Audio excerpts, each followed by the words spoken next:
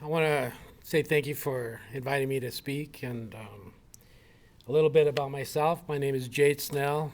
I am a project director at Rocky Mountain Tribal Leaders Council. I run two grants. One grant for tribal alcohol impaired driving prevention program with Fort Peck.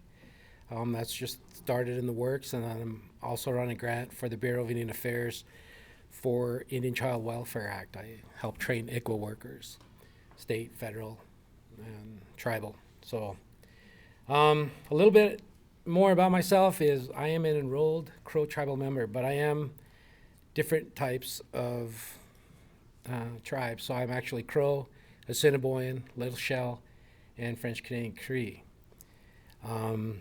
My Indian name is Likes the Mountains.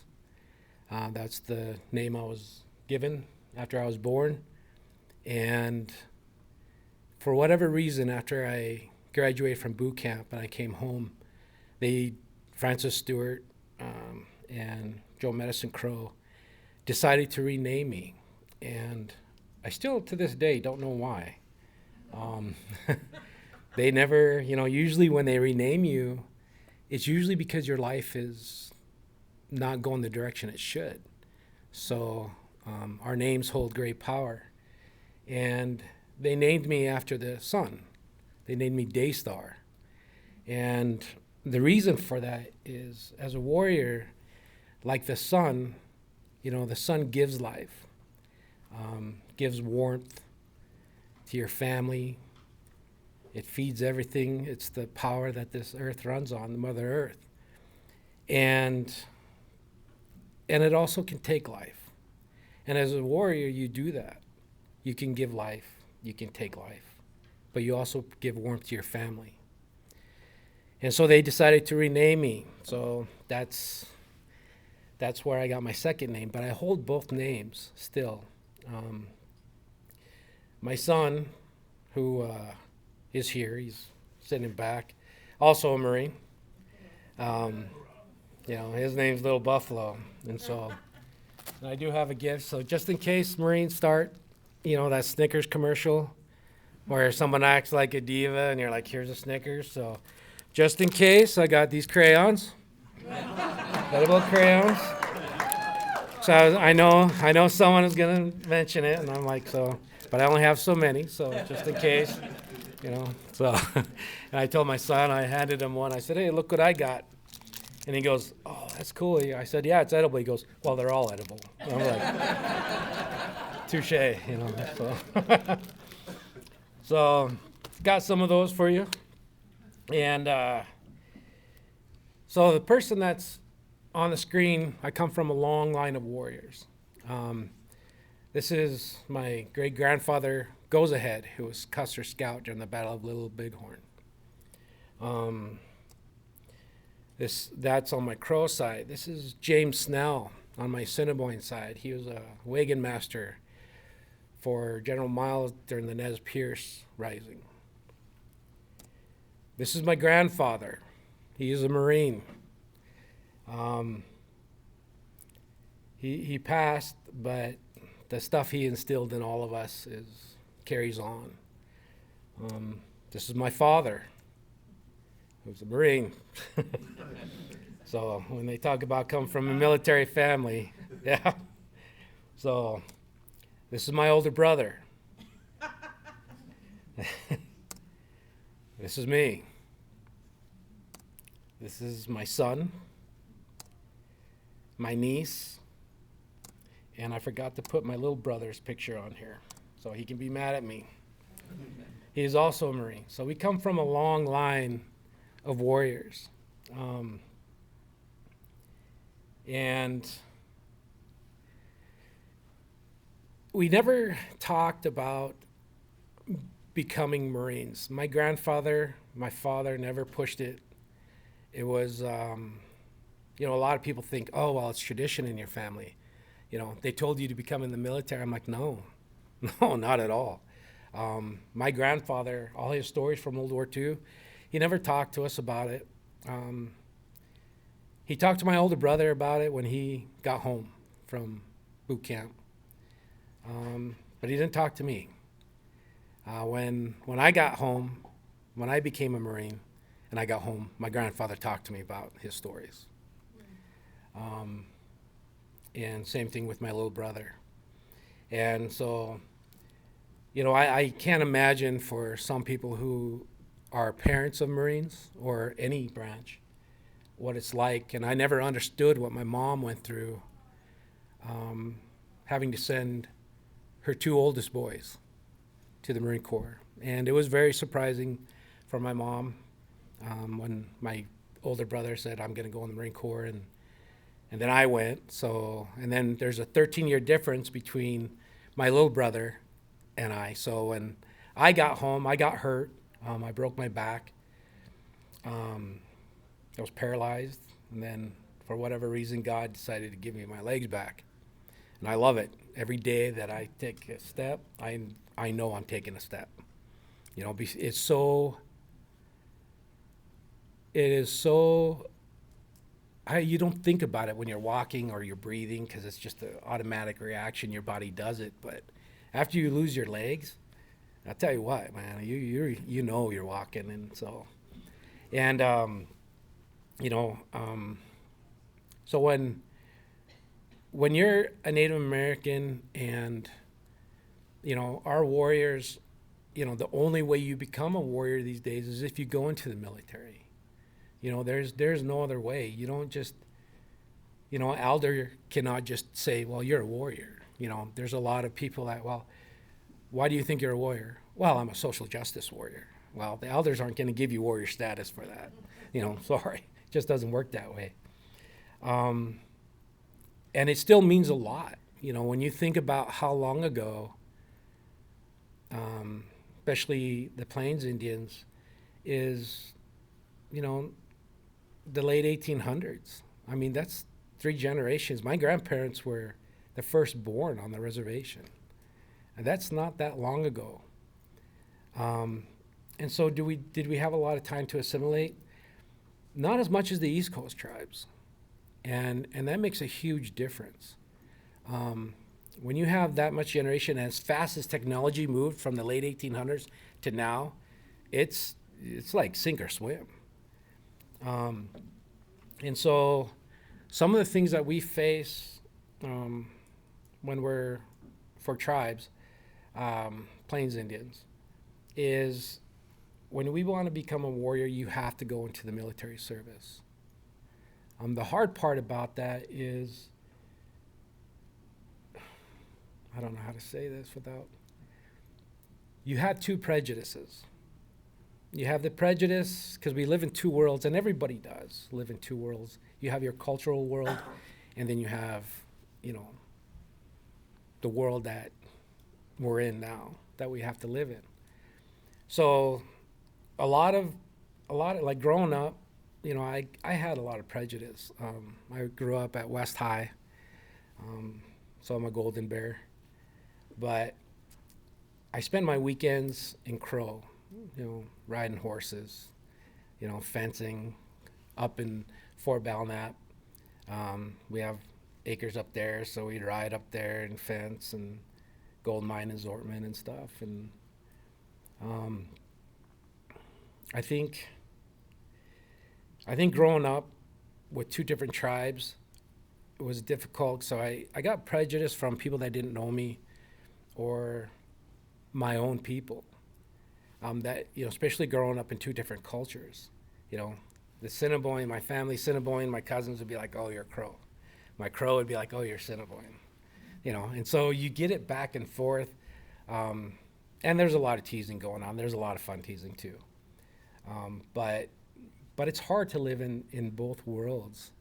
And so when I decided to become a warrior, it was never talked to me about by my grandfather, my father. It was something that, I don't know, I needed to become a warrior in my tribe because I needed that respect. And I think a lot of it had to do with the prejudice that I got. It's like, because back then culturally, you have your chairman and then your elders, and with your elders, you have your warriors, and they speak first at the council meetings. And people looked at him different, and I'm like, you know what? I'm going to become a warrior because it's important for me. I want to be able to say that I protected my people, and when I say my people, I mean it in two different ways. Not only my tribal people, but American people. I'm an American, and I love it every day of my life, and I wouldn't change a thing about it.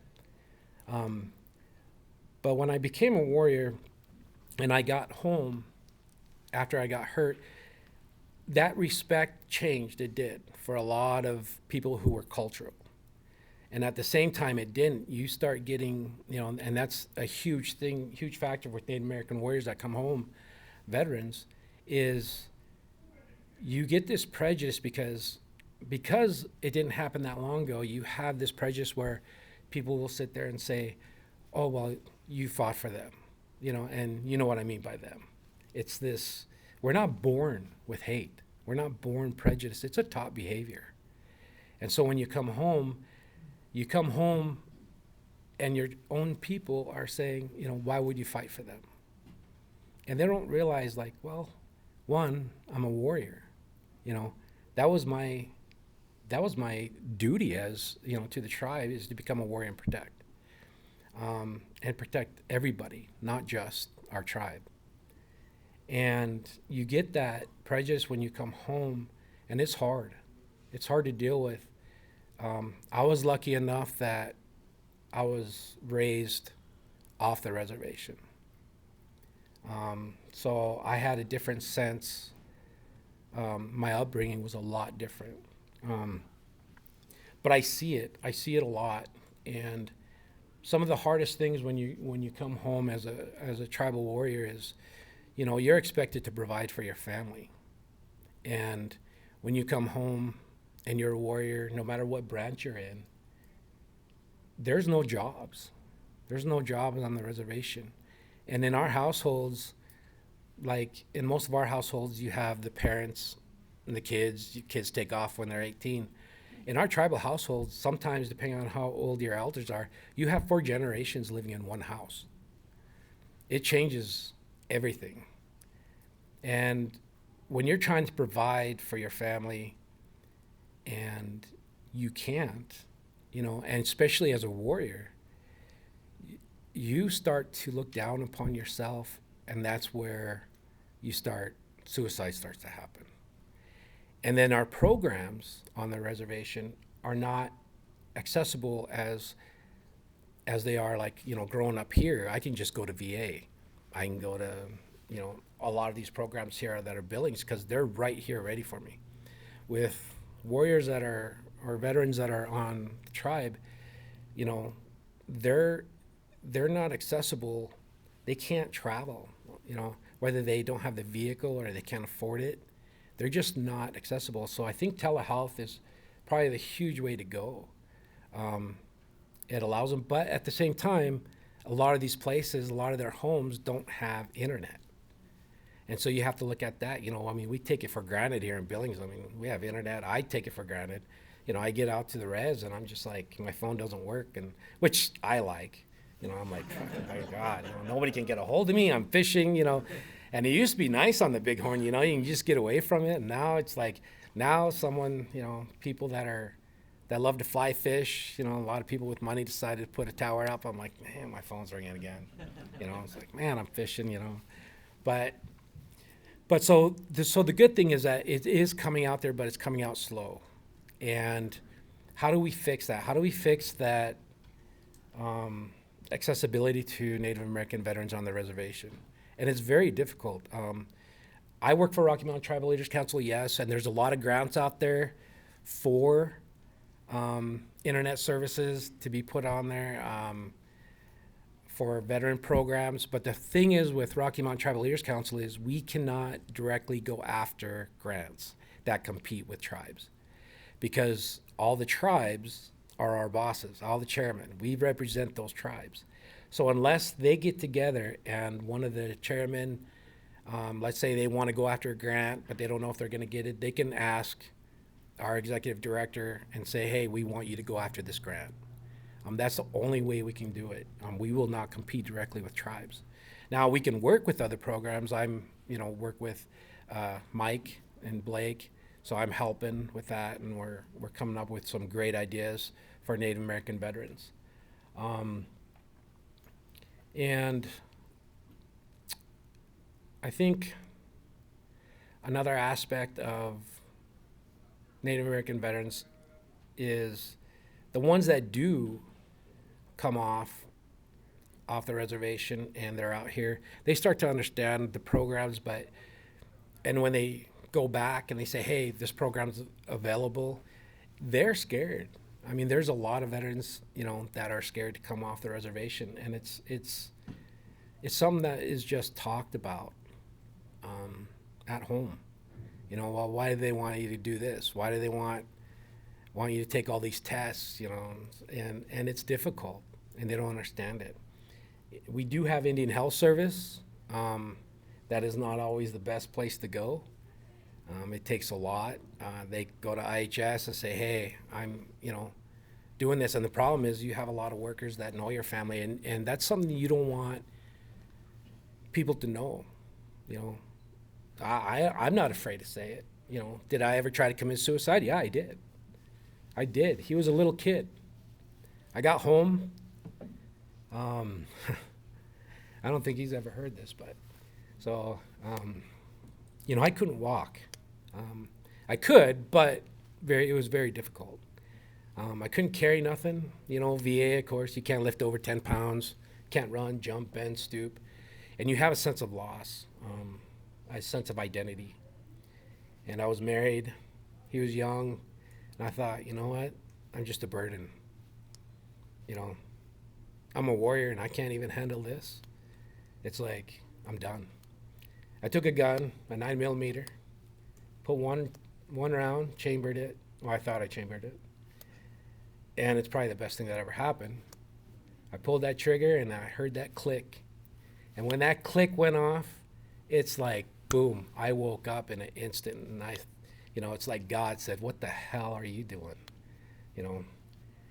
If he could have gave me a crayon right there, I probably needed it, but I'll tell you what, I was like, what the hell am I doing? It's like, I'm a father, I need to be a father. I'm a warrior. It's like my ancestors talked to me. They were like, what are you doing? What are you thinking? And I could almost see the disappointment in my family's eyes if that would have went off, of all the people I would have hurt because I left them behind. And I kept that bullet. It still has a dimple. I used to carry it around with me, but then, I don't know, I think it actually made me more depressed carrying it around with me. I used to carry it around as like, a good luck charm. But now it's like, no, I don't I don't want to carry it around anymore. And so my son saved my life. I called my dad that night and I said, it was probably about 2:30 in the morning, and I said, come get all my guns. And I said, is that okay? He's like, yeah. So he came and got all the guns, and even if I didn't have a gun though, I would have done it another way. When someone wants to try, they're gonna try. Whether it's pills, a knife, jumping off the rims. I didn't want to jump off the rims, because I've had friends that have jumped off the rims and lived, and now we tease them. And now it's a joke, it's a running joke, but my friends also woke up after they made it. But I carry a challenge coin that my son gave me. It says, proud dad, Marine Corps. So, but it was nice going through, not going through that, but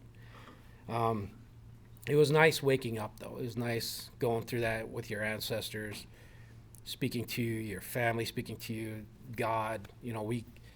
I'm Christian, and I'm also follow my Native American beliefs. Do they conflict sometimes? Yes, they do.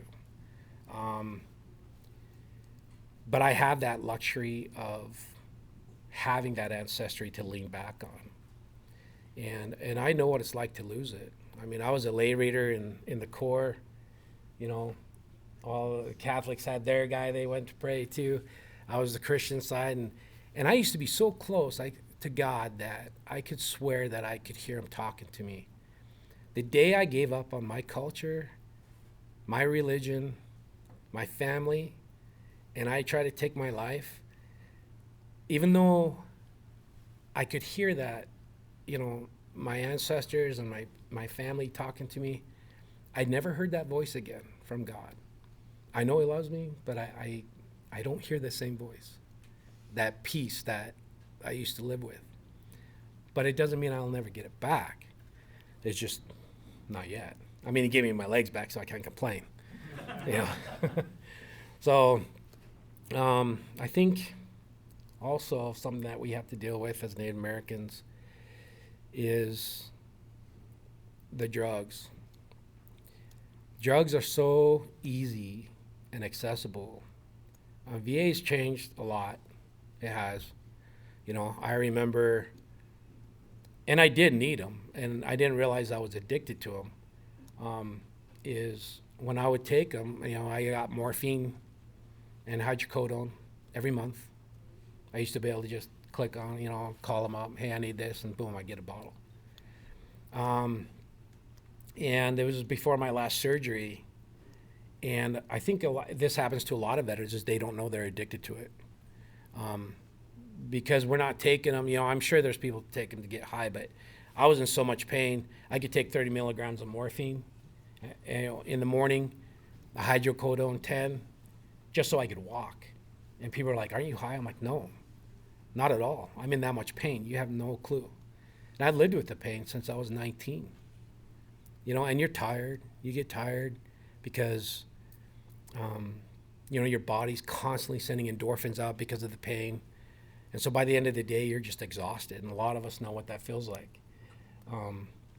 But, you get pain medicine from AHS, you get pain medicine from Veterans Affairs.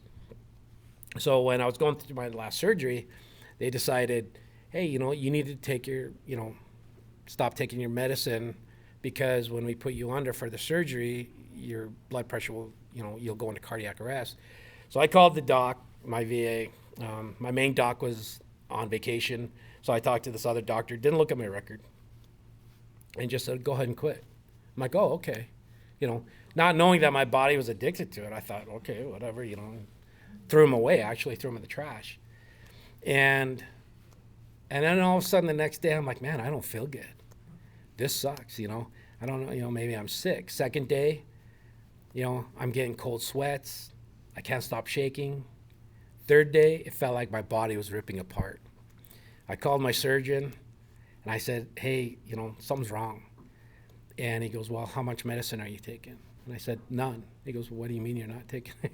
I said, well, my doc was on leave, so I talked to this other doctor. He said, quit. He's like, what? Like, what the hell are they thinking, And I was like, I don't know. I was like, so he said, gave me two options. I can come in, take a pill, get a synthetic one, or tough it out. And I was not able to move. I was like, there's no way I'm making it to the hospital unless an ambulance comes gets me and I'm not riding an ambulance. And so I toughed it out, got over that hump, and, I realized what detoxing was. And I used to not realize that, when we'd have people detox, and I'm like, he's probably faking it. Is it really going through that? And then after going through it, I'm like, oh, those guys were not faking it. Holy crap. I'll tell you what. And the good thing is VA's sort of stepped away from handing them out. You got to go through pain management classes, but that's also a problem. Is a lot of veterans, Native American veterans, want to go through those pain management classes, but they can't. I can. I did. I've gone through a lot of them. I see a counselor. It's nice to have someone to talk to. I talk to a lot of other veterans all the time. I play on pool leagues. But for another aspect of Native American veterans is when I was talking about the loss of identity. So when you're hurt and you're used to dancing at our powwows, you're used to riding horses, because we're a culture of, horsemen. we're amazing at riding horses. Those are our friends. Those are our battle buddies. And when you can't ride anymore, it takes a lot. It's like you can, and you want to, and I have tried. I said to hell with it. I'm gonna try, and I'll tell you what, man. It took me like a week to walk again. It's so you can't. And if I ever fell off wrong, I know I could lose my legs again, and I just don't want that to happen. I don't dance anymore. And because if I go out there and dance, even just a little bit, it takes me a while. It takes me hours or sometimes days to be able to get rid of that pain, unless I take, of course, a pain pill. And I don't take them very often.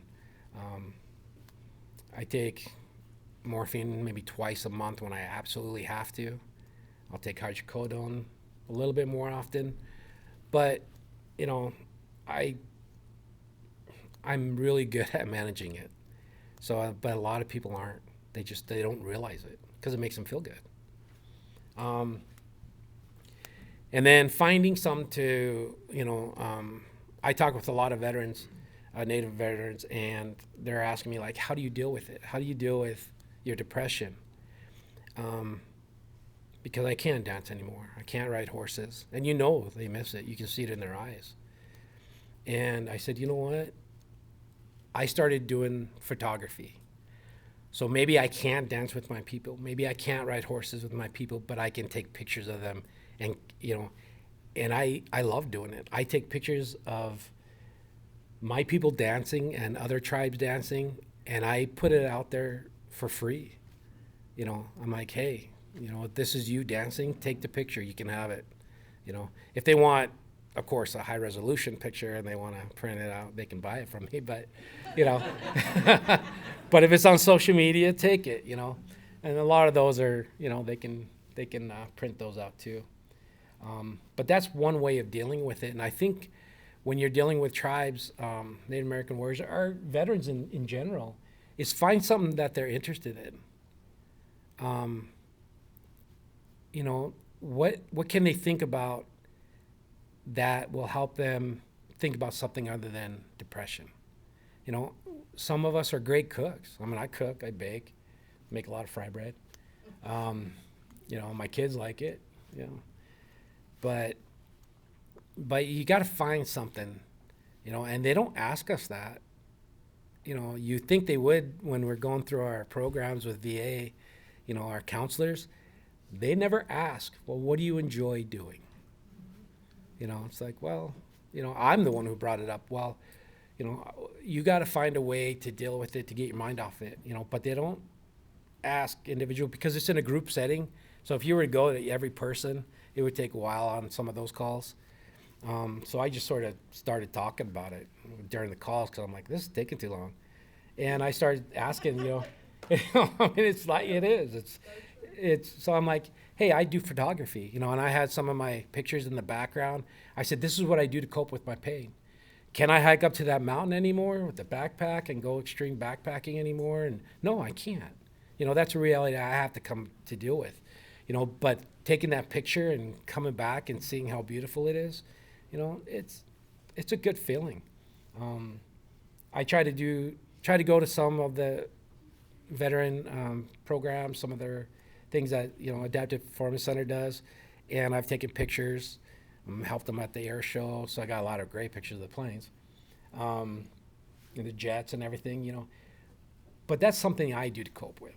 I bake as long as I can stand. Standing too long, I'm in pain. Sitting down too long, I'm in pain. It doesn't matter. I'm always in pain. But I do love baking, and I do love cooking for my family. My wife's Indonesian, so I learned all her recipes, and now I'm cook a lot for her too. And but there's a lot of different things. There's a lot of programs, the Battle Buddies. I think they could probably work with some of the tribes. We have a lot of dogs. There's a lot of them that need homes, so so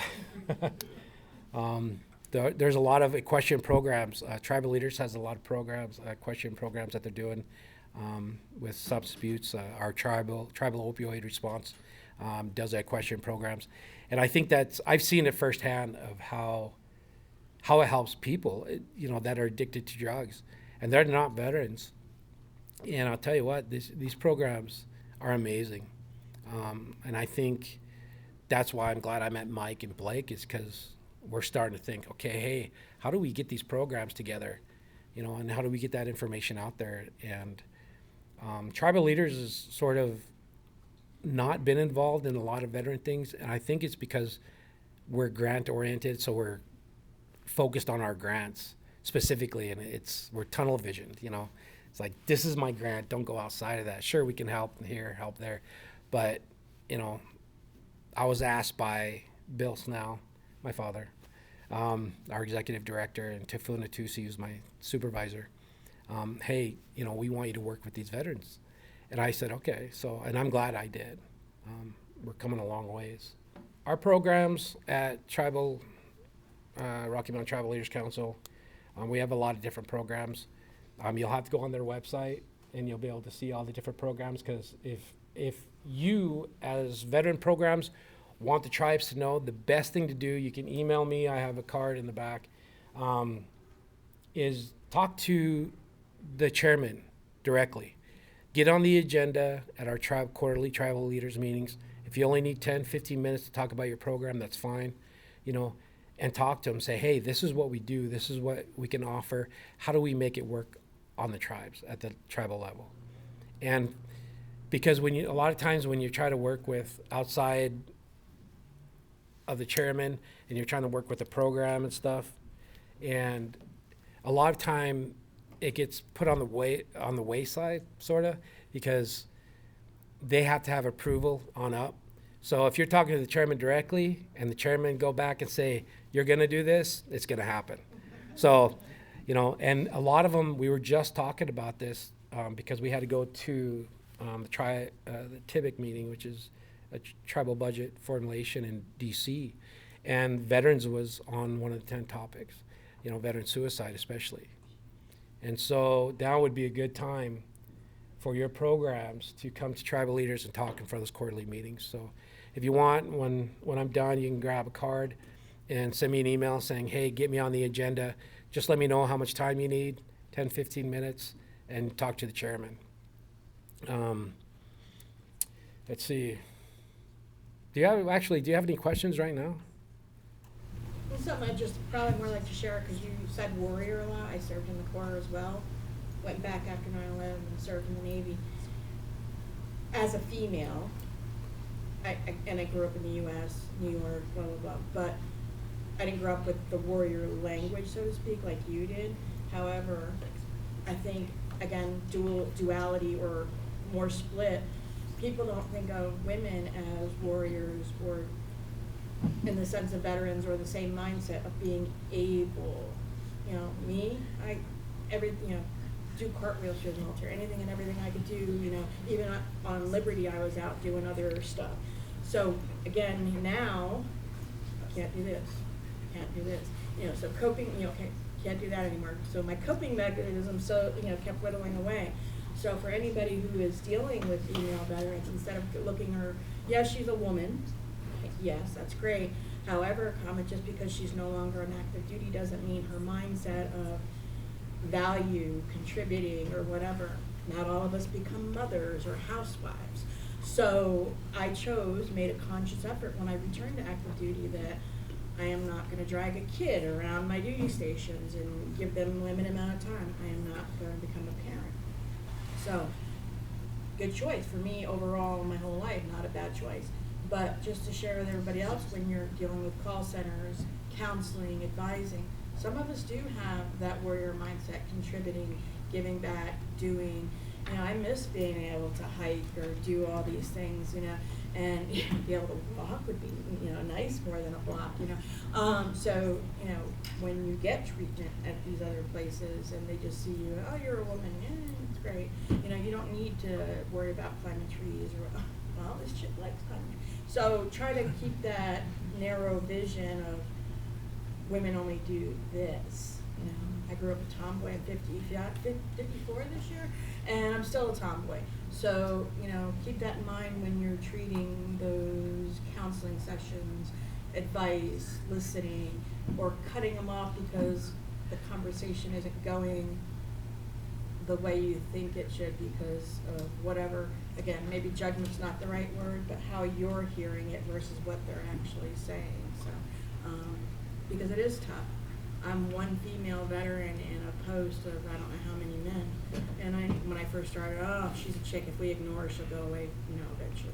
I haven't gone away, and I'm trying to give to my community in the best way I can, where I'm at. So yeah. Again, with my limitations and abilities, they're not all physical. I know that, but it is tough not being able to go for a run anymore, ride a bike, or whatever. So. Yeah, it's tough. So keep that in mind while you share that, because whether we grew up with the language of a warrior, or the mentality, or the leadership, or the lineage, once you've served, there is a certain protector mindset that comes with it. So. And we are all warriors. That actually reminds me of one of my friends who was talking about.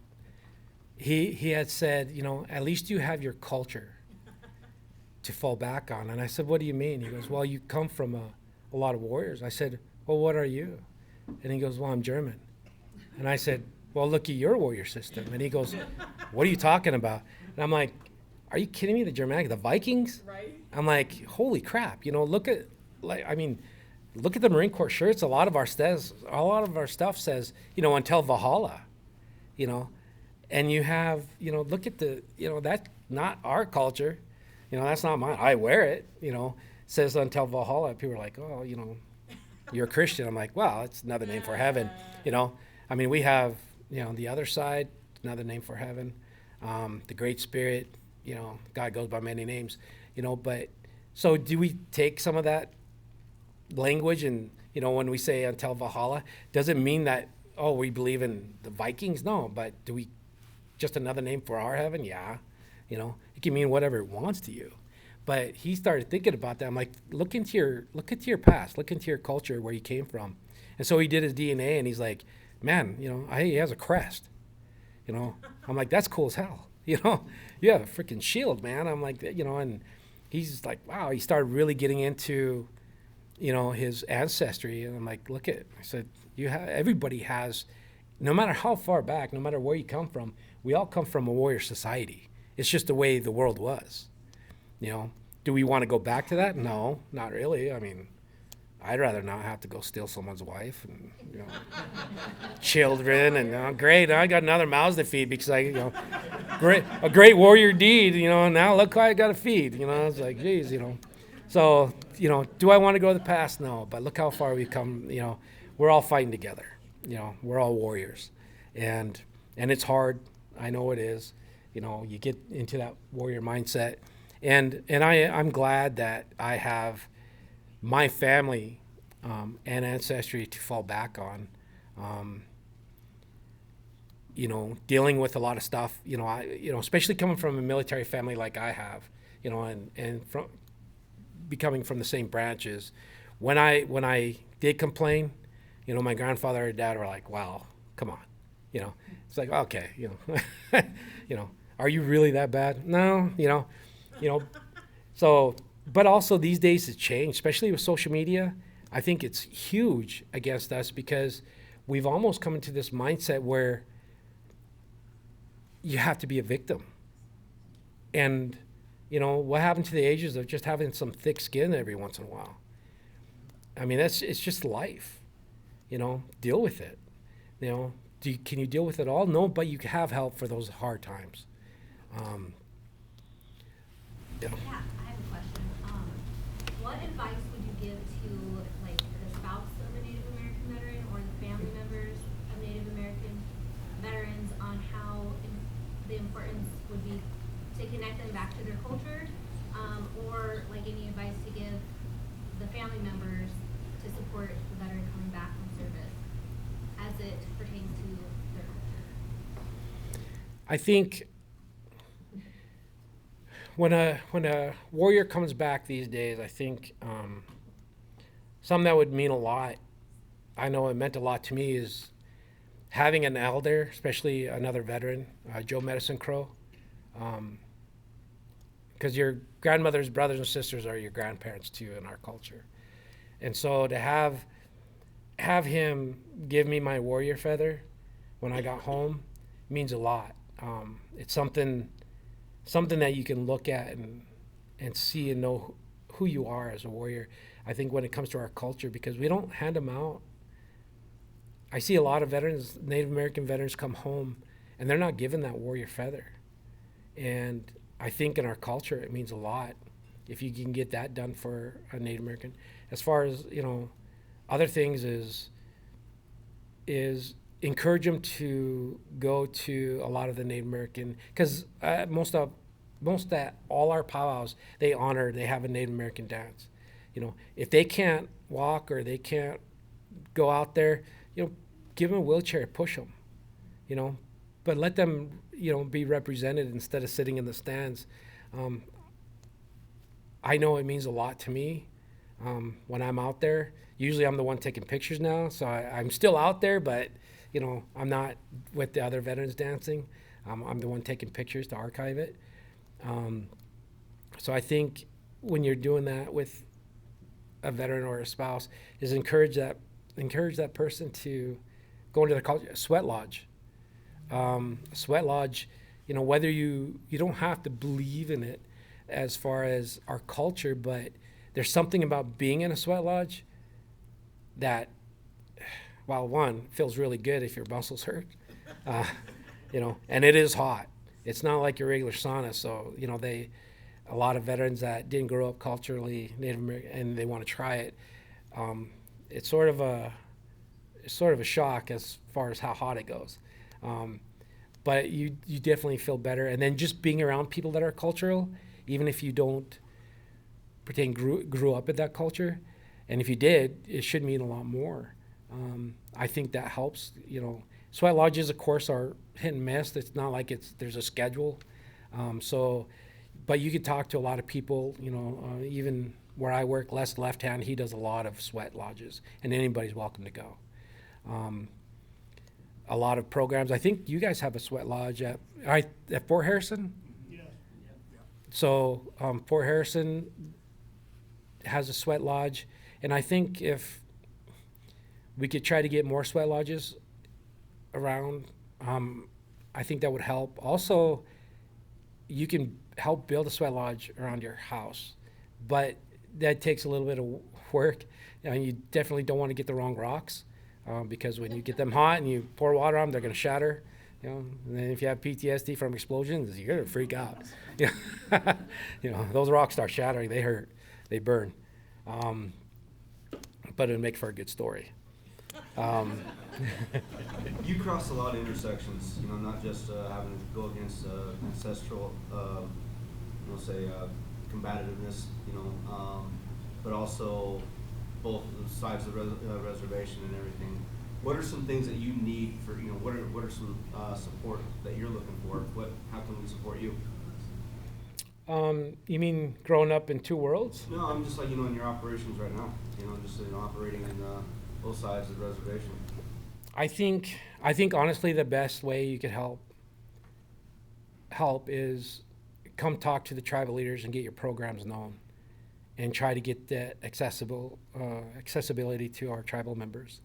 And talking directly to the tribal chairman is the best way to do it. You can give the information to me. I can forward it to the tribal chairman, but they are so busy. I mean, they're getting thousands of emails, and they're dealing with DC and the state and resolutions, and I mean they are so extremely. And of course their own tribal programs and grants and everything else. So the best way is to get on the agenda at the quarterly tribal leaders meetings and talk to them directly, and see how your program can assist. And some of these programs might already exist on the reservation, with tribal funding or other grants. And if you could piggyback them and help them, it'll be huge, to our people. So Let's go with one more question. So both as a Marine, and a Native American warrior, there is this cultural thing about, I got it, I'm okay. Big shoulders, right? Mm-hmm. How do you find, or what techniques have you found to be successful getting people to open up to that vulnerability and talk about some of their thoughts versus trying to be so strong for their family, right? And that it's okay to not be okay sometimes, and then start the process of healing. How do you approach that, and what advice would you have for us? Oh, that's a difficult one. Because, man, I'll tell you what, Native American veterans, they are closed up. Because we do not want to appear weak in any way. And we don't want anybody, especially when it comes to tribal politics, to have that, that hanging over your head or used against us. So trying to get them to open up, honestly, would be, well, you got to earn their trust. And most likely you're going to have to do it one-on-one. If you do it in a group setting, it's not the best. It would be nice if there was like a group of Native American on the reservation that they could come to as a group, but even then it's very difficult because the tribal politics are strong. When we come home and you want to provide for your family, and let's say you get hired by the tribe, well, yeah, you can provide, but 2 years later, when there's a new chairman, he'll fire everybody and hire his own family. It's tribal politics, just the way it is. And sure, there are some people that are allowed to stay, but it's tribal politics, and that affects us a lot. So you go from having a job, and then not having a job, and all because you voted for the wrong person. So letting it out there that, hey, I'm hurting, and you're expected to be a leader of the tribe, they'll use it against you, and that's very difficult. So in order for them to open up, you almost have to have one-on-one. And I'm just being, there's a lot of people that might get mad at me for saying, talking about tribal politics, but it is the truth. I'll play the devil's advocate, but we're not one with nature and kumbaya. I mean, we're going through, I don't care what Yellowstone says, it is not some romantic thing. It's we have, tribal politics is strong, and it's difficult. It's a difficult minefield to walk through. It's like ADA compliance. Once you tell your employer, and it becomes a hatchet instead of a tool. Right. So. Well, thank you, Jade. We Yeah. certainly appreciate it. Thank you.